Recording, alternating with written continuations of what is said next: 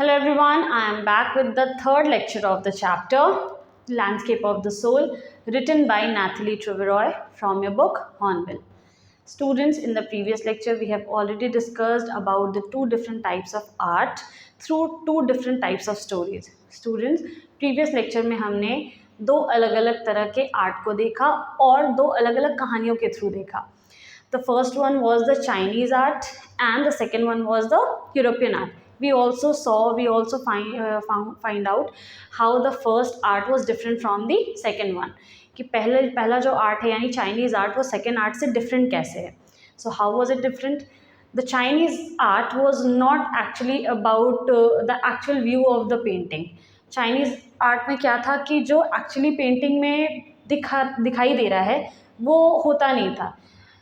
अगर आपको उसमें एक सीनरी दिखाई दे रही है, एक लैंडस्केप दिखाई दे रहा है, पेड़ झरने पहाड़ दिखाई दे रहे हैं, that is not the painting. Painting वो है ही नहीं. पेंटिंग कुछ और है. Painting you have to dig deeper into the soul of the painting. आपको उस पेंटिंग के सोल में झांक करके देखना होगा. The painter will tell you the story what he is seeing actually, what he has actually painted there. उसके हिसाब से उसमें एक पहाड़ है, पहाड़ के अंदर गुफा है, गुफे के अंदर चले जाना है, पेंटिंग में घुस जाना है.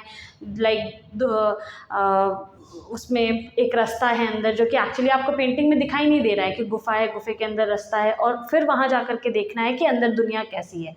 उसके हिसाब से पेंटिंग वो है. लेकिन अपने को क्या दिखाई दे रहा है? वो अपने हमें दिखाई दे रहा है कि वो एक पेड़ है, पहाड़ है, झरने हैं.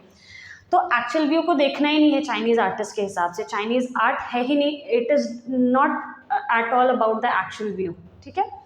While on the other hand, the European art is totally about the actual view. European art क्या है? वो टोटली एक्चुअल व्यू के बारे में है कि अगर मक्खी बनी है तो मक्खी ही दिखाई दे रहा है. The artist wants us to borrow their eye and look at the painting through their eyes. वो चाहते हैं कि बिल्कुल मैंने जैसे पेंटिंग को बनाई है तुम उसको एग्जैक्टली वैसे ही देखो. अगर तुम्हें नहीं हो रहा है तुमसे तो तुम मेरी आंखें रेंट कर लो और बोरो कर लो और तुम तब उसको देखो जिस स्पेसिफिक एंगल से मैं तुमको उसको दिखाना चाहता हूँ कि वो मक्खी है तो मक्खी ही देखो, मक्खी के जैसे ही देखो उसको. अगर शेर है तो शेर के जैसे ही देखो. ये अगर पेड़ है तो पेड़ ही दिखना चाहिए तुमको. बल्कि जबकि चाइनीज़ आर्ट में क्या होता था कि अगर पेड़ है तो उसमें उसको लीडी दिखाई देती थी, पेड़ के अंदर गुफा दिखाई दे सकता था, पेड़ में उसको आदमी दिखाई दे सकता था, बच्चा दिखाई दे सकता था. मतलब अगर वो पेड़ बना हुआ आपको पेंटिंग में दिखाई दे रहा है तो चाइनीज़ आर्ट में मतलब वो पेड़ नहीं है. This was the story of both the paintings. कि हमने एक वू दाओजी के नाम का एक कहानी पढ़ा और इसमें हमने एक मेट्सियस जो क्विंटन मेट्सियस आर्टिस्ट हैं, यूरोपियन आर्टिस्ट, उनकी कहानी पढ़ी. All right, now will move further in the story chapter. Sorry. This is even more true in the case of a horizontal scroll. तो अब हमने दो तरह के पेंटिंग तो देख ली. अब हम लोग एक और पेंटिंग देखने वाले हैं, वो भी चाइनीज़ पेंटिंग, जो किसी और तरह का होता है. उसका स्टाइल ऑफ पेंटिंग कुछ और होता है. ठीक है. This is even more true in the case of the horizontal scroll, in which the action of slowly opening one section of the painting, then rolling it up to move on to the other, adds a dimension of time which is unknown in any other form of painting. अब देखो, जो second form of painting की बात हो रही है वो कुछ ऐसी है.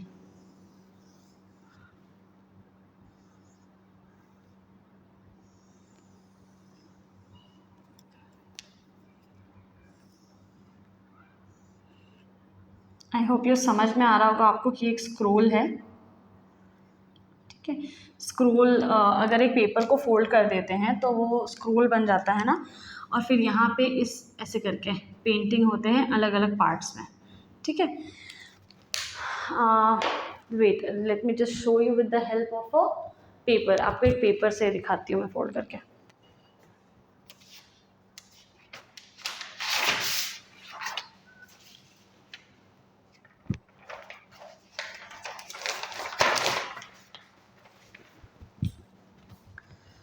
This is a paper. तो ये जो स्क्रोल होता था वो कैसे स्क्रोल बन जाता था? ऐसा. ये होता है स्क्रोल, ये है हॉरिजॉन्टल स्क्रोल. ठीक है. अगर इसको ऐसे फोल्ड करते तो ये वर्टिकल होता है, ये एक हॉरिजॉन्टल स्क्रॉल है, ठीक है। इसको ऐसे करके स्क्रॉल करके करते हैं।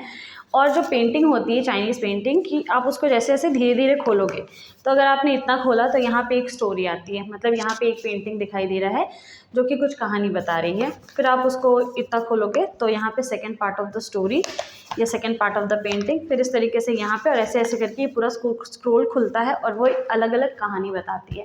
फिर पूरे पेंटिंग को एक साथ देख करके आपको एक स्टोरी समझ में आती है। ये था एक second form of Chinese painting, second style of painting. तो in which the action of slowly opening one section, धीरे धीरे एक्शन को करना है, यानी कि धीरे धीरे उस सेक्शन को खोलना है, स्क्रोल को, and opening one section of the painting, then rolling it up to move, और थोड़ा थोड़ा ऊपर करके मूव करते जाना है टू द अदर, दूसरा पेंटिंग दिखाई देगा, as a dimension of time. और उसमें क्या होता है कि एक समय फिर दूसरा समय, सपोज एक लड़की की पेंटिंग है तो एक लड़की का बचपन का पहला टाइम, फिर दूसरा उसका अडल्टहुड, फिर उसका बुढ़ापा, उसका मैरिड लाइफ, फिर उसका बुढ़ापा, इस तरीके से 4 section of time, dimension of time को उसमें शो किया गया है। Then roll of time which is unknown to any other form of painting. और ये एक ही काइंड था, ये जो पेंटिंग थी ये अपने टाइप का इकलौता पेंटिंग था, ऐसा कोई दूसरा पेंटिंग नहीं था इस फॉर्म का painting. So this was special about this painting, ये खास बात थी उस पेंटिंग की, ठीक है। It also requires the active participation of the viewer who decides at what pace he will travel through the painting. और ये जो स्क्रोल पेंटिंग थी ये बहुत हद तक ना व्यूअर पे, यानी कि अगर मैं इसको देख रही हूँ तो ये मुझ पर डिपेंड करता था कि मैं इसको कितने स्लोली ओपन कर रही हूँ, कितने अच्छे से मैं उसको समझना चाहती हूँ। सपोज़ मैंने इसको मैंने यहाँ तक ना देख करके एक बार में ही पूरी पेंटिंग को ऐसे खोल दिया, तो ऑब्वियसली मैं यहाँ से देखना शुरू करूँगी उसको, तो मुझे कहानी उल्टी समझ में आएगी, ठीक है, या मैं कुछ और समझने की कोशिश करूँगी। तो ये अगर मैं इसको जितने स्लोली ओपन करूँगी तो पहले मैं इस कहानी को इसको समझूंगी, फिर मैं थोड़ा अंदाज़ा लगाऊंगी और उस अंदाजे के हिसाब से मैं इसको यहाँ पे खोलूँगी। तो ये कम्प्लीटली व्यूअर पे डिपेंड करता है कि वो उसको उस पेंटिंग को किस एक्टिवली देख रहा है कि नहीं। तो जो चाइनीज़ पेंटर होते हैं जो जब इस पेंटिंग को बनाते हैं तो उनका एक्सपेक्टेशंस हमसे ये होता है कि हम लोग उसमें एक्टिवली पार्टिसिपेट करें, ये नहीं कि फटाफट ऐसा करके पेंटिंग खोल ली, हाँ देख लिया, हाँ हो गया, नहीं, एक एक पेंटिंग को ऑब्जर्व करना है। एक एक पेंटिंग में आपको पता ही है कि चाइनीज़ पेंटिंग में क्या है कि एक जो पिक्चर है वो एक्चुअल व्यू को नहीं देखना है, उसके अंदर की कहानी कुछ और होती है, पेंटिंग उसके the story behind the painting is different, कुछ और व्यू से देखना है उसको, वो आपको पेंटर जैसा दिखाना चाहता है उस व्यू से देखना है। तो ऑब्वियसली यहाँ तो सीरीज़ ऑफ पेंटिंग है, तो ये सीरीज़ ऑफ पेंटिंग को आपको एक्टिवली, आप जब तक पार्टिसिपेट नहीं करोगे आप बोरिंग फील करोगे आप उसको देखते हुए, तो आप उस पेंटिंग को नहीं समझ पाओगे। इसीलिए who decides at what pace, यानी किस स्पीड से खोलना है, ये व्यूअर पे डिपेंड करता है कि किस स्पीड, पेस यानी कि स्पीड, किस स्पीड से वो इस पेंटिंग को खोल रहा है, ठीक है, ये कम्प्लीटली उस पर डिपेंड करता है। He will travel through the painting, और जिस स्पीड से वो खोलेगा उसी स्पीड से वो एक एक पेंटिंग को ट्रैवल करेगा, एक पेंटिंग से दूसरी पेंटिंग तक की उसकी जो जर्नी होगी वो उसके स्पीड पे डिपेंड करती है। A participation which is physical as well as mental, और ये सिर्फ हाथ के स्पीड की बात नहीं हो रही है, ये माइंड के स्पीड की भी बात हो रही है, क्योंकि दोनों पार्टिसिपेशन ज़रूरी है। अगर हम पेंटिंग ऐसे ऐसे करके खोल के देख लिए तो उतने ही जल्दी हम उसको बंद भी कर देंगे और रख भी देंगे, क्योंकि मेरा मन नहीं है, मुझे समझ नहीं आ रहा पेंटिंग। लेकिन अगर मैं उसको ऑब्जर्व करूँगी, मैं अच्छे से देखूँगी, तो एक एक पेंटिंग को मैं एक एक सीरीज़ को अच्छे से समझूंगी, देखूँगी, तो मेरा फिजिकल पार्टिसिपेशन तो है ही, मेंटल पार्टिसिपेशन भी है। The Chinese painter does not want you to borrow his eyes, मैंने आपको बताया था कि European painter want us to rent their eyes, वो चाहते हैं कि हम लोग उस पेंटिंग को उनकी नज़रिए से देखें, वो जैसे हम कि मैंने अगर मक्खी बनाई है तो तुम मेरी आंखें ले लो और मेरी आंखों से ही देखो कि हाँ वो मक्खी ही है ना। तो चाइनीज़ पेंटर ये नहीं चाहते हैं, चाइनीज़ पेंटर नहीं चाहते हैं कि हम लोग उनके नज़रिए से अपनी पेंटिंग को देखें।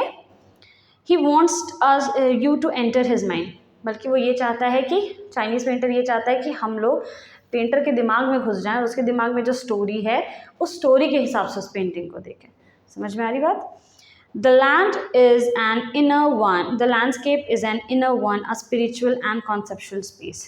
और चाइनीज़ पेंटिंग में क्या होता है कि जो लैंडस्केप होता है, यानी जो पेंटिंग होती है जिसमें पेड़ पौधे पहाड़ बने हुए होते हैं, वो इनर वन होता है, वो अंदर वाला, अंदर मन से देखने, अंतर मन से देखने के लिए वो पेंटिंग को मतलब सब कुछ, अगर आप उसके सोल में, मैंने बोला ना आपको कि चाइनीज़ पेंटिंग को हम लोग को उसके सोल में उतर के देखने की ज़रूरत होती है। तो उसके लिए पेंटर जो जिस नज़रिए से उसको देख रहा है, उस नज़रिए से हमको देखना होगा उसको। एक्चुअल व्यू आपको जो है, वो जो पेंटर जो स्टोरी बताना चाहता है वो आपको उसमें दिखाई नहीं देगा, लेकिन पेंटर को ही सिर्फ वो दिखाई दे रहा है। तो पेंटर के नज़रिए से, पेंटर के दिमाग में एंटर करके अगर आप उसको देखोगे, तो सबसे पहले तो वो इनर वन होता है, वो अपनी आत्मा से कनेक्ट करता है उस पेंटिंग को। दूसरा स्पिरिचुअल होता है, वो उसमें आस्था ऐसा होता है, और कॉन्सेप्चुअल स्पेस, और कुछ कुछ उस पेंटिंग में जगह भी होती है। ठीक है, जैसे सपोज ये पेंटिंग है,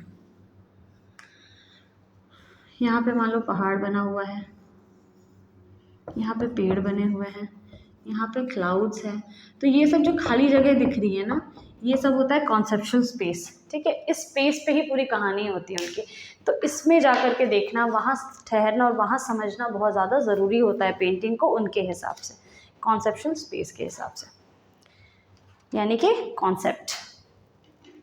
now this concept is expressed as shanshui, और इसी को बोला जाता है सैनशुई। सैनशुई का क्या मतलब होता है, आपने चाइनीज़ में ये वर्ड बहुत बार सुना होगा, shanshui, literally mountain water which used together represent word landscape. More than two elements of an image, these represent two complementary poles reflecting the Taoist view of the universe. The mountain is yang, reaching vertically towards heaven, stable, warm, and dry in the sun, while the other is yin, horizontal, and resting on the earth, fluid, moist, and cool.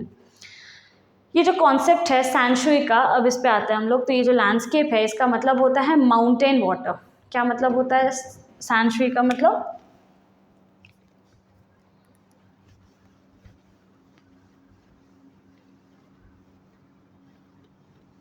दो word से मिलकर के ये बना है,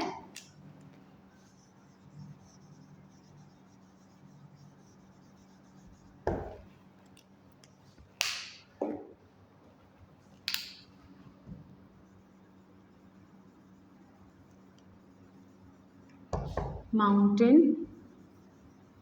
water. ठीक है, तो विच use together represent the word landscape. तो यही है ना लैंडस्केप। ये जो पेंटिंग है, हम लोग बचपन में बनाते थे ना लैंडस्केप, सीनरी जिसको बोलते थे कि हाँ सीनरी बनाओ, इसमें पहाड़ होते थे, पहाड़ ऐसे ऐसे होता था, यहाँ से सूरज निकलता था, और फिर यहाँ से ऐसे झरना नदी आती थी, जो नदी मुड़ करके इधर चली जाती थी, जिसमें घर वर होते थे इधर। तो ऐसे ही कुछ होता था लैंडस्केप। ठीक है, तो ये जो लैंडस्केप है, ये जो लैंडस्केप है, इसमें माउंटेन भी है, वाटर भी है। ठीक है, इसी को बोला जाता है landscape. More than two elements of an image, इसमें दो इमेज है, लेकिन वो देखा जाए तो उससे कई ज़्यादा है। सिर्फ इस माउंटेन और वाटर दो चीज़ की बात हो रही है, लेकिन सिर्फ ये दो चीज़ नहीं है, इसमें उससे कई ज़्यादा चीज़ें इंक्लूडेड होती हैं इस इमेज में। ठीक है, these represents two complementary poles, और ये जो दो चीज़ें होती हैं माउंटेन एंड वाटर, ये दो कॉम्प्लीमेंट्री पोल, यानी कि एक दूसरे को कॉम्प्लीमेंट करते हैं। ये अर्थ के दो ऐसे एलिमेंट हैं, नेचर का दो एक ऐसा एलिमेंट है जो दाविस्ट व्यू को दिखाता है। दाविस्ट व्यू क्या था? दाविस्ट का मतलब मैंने आपको बताया था,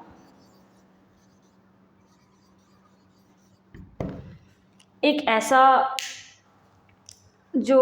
ऐसा मेथड, जो यूनिवर्स का जो विचित्र स्ट्रेंज मेथड है, जिसको कोई समझ नहीं पाया, जो स्ट्रेंज आप बोल सकते हैं, एक ऐसी कहानी होती है।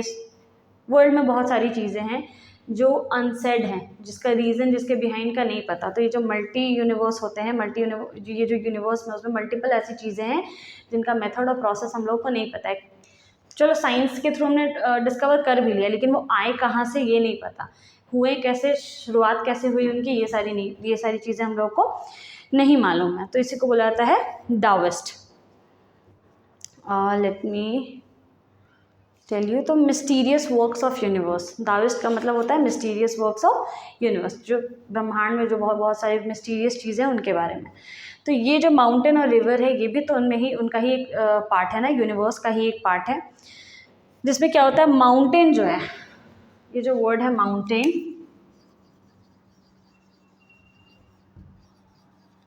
ये इसका मतलब होता है चाइनीज़ में यांग,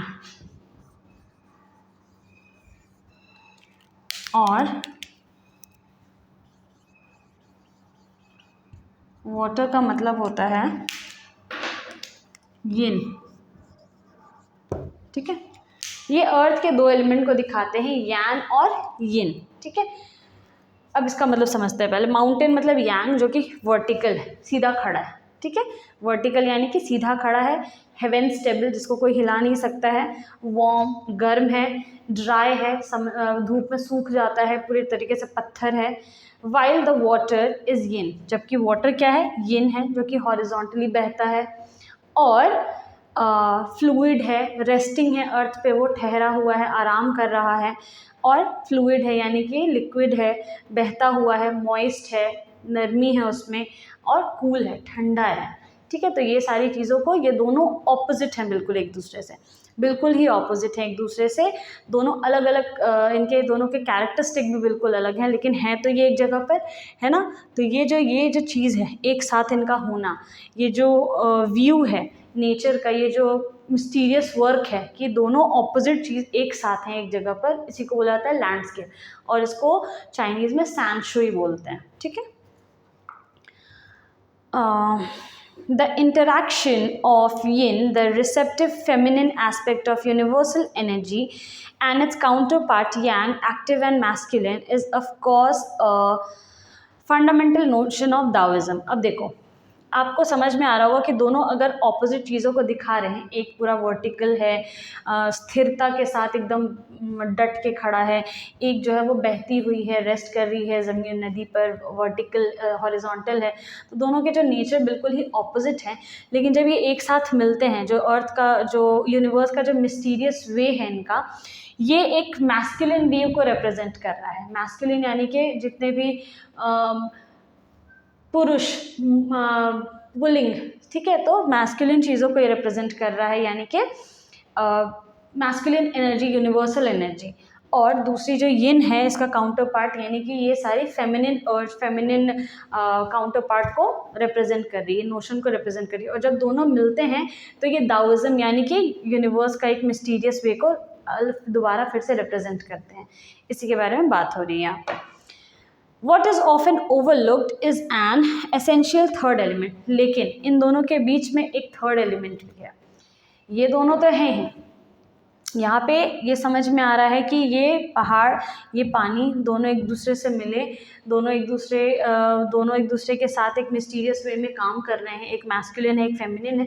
ठीक है, लेकिन इसके बाद एक थर्ड एलिमेंट है जिसको, जो ज़्यादातर इग्नोर कर दिया जाता है, जिसकी बात की जा रही है। जो थर्ड एलिमेंट है, जिसको हमेशा, जिस पर ध्यान उतना नहीं देते हैं, लेकिन वो सबसे इम्पॉर्टेंट है, ओवरलुक कर दिया जाता है, जिस पर ध्यान नहीं जाता है, जिस पे this can be compared to with the sorry. What is often overlooked is an essential third element, the middle void where their interaction takes place. ये void, ये जो जगह है जहाँ पे इनका इंटरेक्शन हो रहा है, ये जो खाली स्पेस है ना, इसकी बात की जा रही है।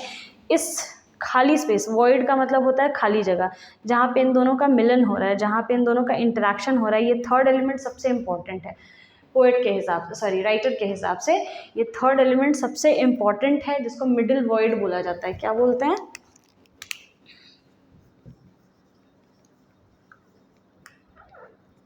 जो दोनों के इंटरेक्शन से बनता है, मिडिल वॉइड। ठीक है, दोनों के इंटरेक्शन से जो खाली स्पेस बन रहा है, खाली जगह बन रही है, उसकी बात की जा रही है। वो बहुत ज़्यादा इम्पॉर्टेंट है, जो ज़्यादातर लोग जिस पर ध्यान नहीं देते हैं, क्योंकि ऑब्वियसली पेड़, पानी, पहाड़, पानी दिखाई दे रहा है, थर्ड एलिमेंट स्पेस को कौन ध्यान देता है। This can be compared with the yogic practice pranayama, breathe in, retain, breathe out. अब इसको राइटर कैसे समझाने की कोशिश की है। जब हम लोग प्राणायाम करते हैं, ऑब्वियसली सब लोग करते होंगे, रामदेव बाबा ने प्राणायाम को काफ़ी ज़्यादा वैसे भी फेमस कर दिया। इससे पहले हम लोग प्राणायाम, योगा उतना करते थे, जानते थे, लेकिन इतना ज़्यादा डीपली नहीं जानते थे, सबका नाम नहीं जानते थे। तो योगा में जब हम लोग प्राणायाम करते हैं तो उस टाइम पे सबको को पता है कि ब्रीद इन, पहले हम लोग सांस लेते हैं, फिर हम लोग थोड़ी देर के लिए ठहरते हैं, रुकते हैं, और फिर क्या करते हैं, एक्सहेल करते हैं। तो inhale, stop and then exhale, है ना। तो ये जो इनहेल करना हुआ, रुकना हुआ, स्टॉप ठहरना है, थोड़ी देर होल्ड करना है और देन ब्रीथ आउट करना है, एक्सहेल करना है। तो ये 3 प्रोसेस है, ब्रीद इन, रिटेन और ब्रीद आउट। ठीक है, ये प्राणायाम का हमारा प्रोसेस है। The supervision the suspension of breath is the void where meditation occurs. तो जब हम प्राणायाम कर रहे होते हैं तो हम ब्रीद इन किए, उसके बाद हम रुके, जब होल्ड किए और फिर हम जब सांस छोड़ते हैं, एक्सहेल करते हैं। तो जब हम सांस ले रहे हैं तब हम सांस लेने के बारे में सोच रहे हैं, कितना हमको गहरा सांस भरना है, कब तक मेरा लंग्स भर गया। जब हम होल्ड करते हैं वो टाइम पे हम कुछ नहीं कर रहे होते, हम बस सोचते हैं। वो जो टाइम होता है जो वहाँ पे रिटेंशन का यानी सस्पेंशन यानी ठहराव जो होता है, वो ठहराव हम लोग को मेडिटेशन से कनेक्ट करता है। क्योंकि ब्रीद आउट के टाइम पे भी हम कितना लंबा सांस छोड़ेंगे उस पर ध्यान देते हैं, ताकि जितनी लंबी सांस छोड़ेंगे हमारा लंग्स उतना खाली होगा, वापस फिर हम उतना लंबा सांस ले पाएंगे। तो ब्रीद इन और ब्रीद आउट के टाइम पे हम बिजी रहते हैं, हमारा ध्यान जो है वो हमारे ब्रीदिंग पे होता है। लेकिन जब हम सस्पेंशन होता है यानी जब ठहराव होता है दोनों सांस का, उस टाइम पे हम लोग मेडिटेशन के जोन में होते हैं, जो कि सबसे इम्पॉर्टेंट। ऑब्वियसली योगा में मेडिटेशन बहुत इंपॉर्टेंट होता है। ठीक है, वही चीज़ जो होता है वो हमारे पूरे बॉडी को क्या करता है, रिलैक्स करता है, एक पीसफुल जोन में ले जाता है मेडिटेशन, है ना। तो वो जो 2 सेकेंड या 1 सेकेंड का जो होल्ड होता है या 5 सेकेंड का जो होल्ड होता है, वही बस हम लोग को मेडिटेशन की तरफ ले जाता है। यानी हमारा जो पर्पस है अचीव करने में, बस वही वो रिटेंशन है जो वही हेल्प करता है। ठीक है, तो उसी को क्या बोला गया है, मिडिल वॉइड बोला गया। कि जिस तरीके से इस मिडिल वॉइड को हम लोग इग्नोर करते हैं, बिल्कुल उसी तरीके से जैसे हम लोग ब्रीदिंग और ब्रीद आउट पे ध्यान देते हैं। ठीक है, इनहेल, होल्ड, एक्सहेल। तो ये जो होल्ड है ना, इसी में तो हम मेडिटेशन की तरफ जा रहे हैं ना। तो सबसे इम्पोर्टेंट तो यही हुआ। तो उसी तरीके से इससे कंपेयर किया गया है कि ये ठीक है, ब्रीद इन यानी पहाड़, ये पेड़, लेकिन इन दोनों का जो इंटरेक्शन है जिस जगह पे हो रहा है ये, तो ये सबसे ज़्यादा इम्पोर्टेंट है। ठीक है, दाविज्म व्यू के साथ के हिसाब से। Now the middle void essential, nothing can happen without it. और ये सबसे ज़्यादा एसेंशियल है, इसके बिना कुछ भी पॉसिबल नहीं है। Hence the importance of the white unpainted space in the Chinese landscape. और ये क्यों बताया गया, एक एग्जाम्पल 2 एग्जाम्पल क्यों बताया गया, इसलिए बताया गया कि उसी तरीके से जब चाइनीज़ पेंटिंग होती है तो उसमें जब लैंडस्केप को ड्रॉ किया जाता है, तो ये जो खाली जगह जो आपको ये सारी दिखाई दे रही हैं, ये सब जो खाली जगह है ना, ये सबसे ज़्यादा इम्पॉर्टेंट है चाइनीज़ पेंटिंग में। क्योंकि बाकी तो पेड़ पौधा पहाड़ तो व्यूअर को भी दिखाई दे रहा है, व्यूअर वही चीज़ देखेगा, लेकिन जो कहानी होती है चाइनीज़ पेंटिंग की, वो इन्हीं सारी जगहों पे प्रेडिक्ट की हुई होती है, इन्हीं सारी जगहों पे वो घूमती है। ठीक है, इसी सारी जगह पर वो अपने इमेजेस को जो वो सोच रहे हैं, इमेजिनेशन को वो रख पाते हैं। क्योंकि Chinese painting is not about the actual view, it is about what is going on in the painters mind. उनके दिमाग में क्या चल रहा है उसके बारे में। तो वो जो उनके दिमाग में चल रहा है वो इन सारे उस खाली स्पेस में ही उसको पुट करते हैं। ये जो वाइट स्पेस है चाइनीज़ पेंटिंग का सबसे इम्पॉर्टेंट जगह होता है। Now this is also where man finds a fundamental role. और यही वो जगह है जहाँ पे एक आदमी को सबसे अपनी महत्वपूर्ण अपना रोल, अपना रिस्पॉन्सिबिलिटी, अपनी ड्यूटी, अपना किरदार समझ में आता है। ठीक है, in that space between heaven and earth, हमारे यहाँ पे भी अर्थ और हेवन के बीच में जो स्पेस है जहाँ पे हम रह रहे हैं, आखिर हम अर्थ के ऊपर ही रहते हैं ना, और हेवन, तो दोनों के बीच में जो स्पेस है, he becomes the conduit of the communication between both poles of the universe. Human, हम लोग क्या बन जाते हैं, इन दोनों स्पेस के बीच के कॉन्डुइट, एक रास्ता ज़रिया बन जाते हैं दोनों में। जैसे ये अर्थ है, ह्यूमन यहाँ पे रह रहा है सपोज़, ठीक है, सपोज़ क्या रह ही रहा है, और यहाँ पे हेवन है, तो इनके ये हेवन और इस अर्थ के बीच का कनेक्शन कौन है, ह्यूमन ही है ना। ठीक है, तो इस कनेक्शन की बात की जा रही है। हिज प्रेजेंस इज़ एसेंशियल, अगर हम लोग नहीं होते तो इन दोनों का कनेक्शन, इसका इंपॉर्टेंस कैसे पता चलता है। जब हम लोग अर्थ पे रहते हैं तो हमें अर्थ का इंपॉर्टेंस पता होता है, जब मरने वाले होते हैं तो सबको स्वर्ग जाना होता है, तो अर्थ पे रह करके स्वर्ग का इंपॉर्टेंस किसके थ्रू पता चल रहा है, ह्यूमन के थ्रू पता चल रहा है, ठीक है। और जब हेवन में रहता है इंसान तो उसको अगले जन्म में किस में जन्म लेना है, तो ह्यूमन में जन्म लेना है, अर्थ पे जाना है, तो वो होता है। Now even if it only suggested far from being lost or oppressed by the lofty peaks he is in, Francois Cheng's wonderful expression, the eye of the landscape। भले ही सजेस्ट किया जाए तो हम लोग उस अर्थ पे आकर के सब ऑप्रेस ही होते हैं, भटक जाते हैं, इधर उधर हो जाते हैं। लॉफ्टी पीक्स में जो इतने तीखे तीखे नुकीले नुकीले जो दुनिया है, मतलब जितनी भी दुनिया है उसमें हम लोग आके खो जाते हैं। लॉफ्टी का मतलब होता है हाई। और इसी को समझाने के लिए फ्रैंकोइस चेंग्स का एक बहुत खूबसूरत एक्सप्रेशन है, वो क्या कहता है, the I of the landscape. तो ह्यूमन क्या है, ह्यूमन आई है लैंडस्केप का, यानी कि ह्यूमन जब पेंटिंग को देखता है तो हम लोग अपने नज़रिए से, हमारा जो नज़रिया है वही उसकी कहानी बता पाएगा, ठीक है। हम लोग उसको किस आँख से देखेंगे, किस नज़र से देखेंगे, इसी पे टोटल कहानी, पूरी कहानी डिपेंड करती है। देखो, हिज प्रेजेंस इज़ एसेंशियल, हमारा रहना, हमारा अस्तित्व बहुत ज़रूरी है, क्योंकि हम नहीं रहेंगे तो हेवन का इम्पोर्टेंस, अर्थ का इम्पोर्टेंस कोई नहीं, किसी को समझ में नहीं आएगा। आज बाकी सारे प्लैनेट भी तो हैं, लेकिन बाकी सारे प्लैनेट बस पत्थर, पीस ऑफ रॉक है, क्योंकि अभी तक ना उसमें लाइफ है ना कुछ भी है, तो कोई उसका इम्पोर्टेंस हम लोग नहीं जानते हैं। अगर वहाँ पे लाइफ होता, हम लोग वहाँ जा कर के रह रहे होते, तो हमारे ही थ्रू उसका इम्पोर्टेंस पता चलता ना। तो हम लोग एक कॉन्डुइट हैं, हम लोग एक नाली हैं। नाली वो रास्ता होता है ना, पैसेज, एक ज़रिया, एक से दूसरे तरफ जाने का ज़रिया, वो नाली है हम लोग। And even if it's only suggested, far from being lost or oppressed by the lofty peaks he is। और हम लोग भले ही ऐसा बोला जाता है, माना जाता है कि ह्यूमन अर्थ पे आकर के वैसे भी करता क्या है, भटक ही जाता है, इधर उधर ही हो जाता है, ऑप्रेस हो जाता है। हम लोग अर्थ की इतनी सारी चीज़ें हैं ना, हाई पीक्स, जो ऊंची ऊंची चोटियाँ हैं, यानी कि बहुत सारी ज़रूरतों की बात की जा रही है, ह्यूमंस के जो बड़ी बड़ी ज़रूरतें हैं उनकी बात की जा रही है, ठीक है। लॉफ्टी पीक्स ही इज़, हम लोग जो हैं, और ये कौन बता रहा है, फ्रैंकोइस चेंग। ये कोई बहुत बड़े पेंटर हैं जिनका, या कोई फिलोसोफर हैं जिनका नाम है फ्रैंकोइस चेंग। उनके इस ब्यूटीफुल एक्सप्रेशन के थ्रू इस बात को समझाने की कोशिश की गई है कि humans are the landscape of the soul. I hope you have understood the first part of the chapter, and in the next lecture we will discuss about the second part of the chapter. Thank you very much.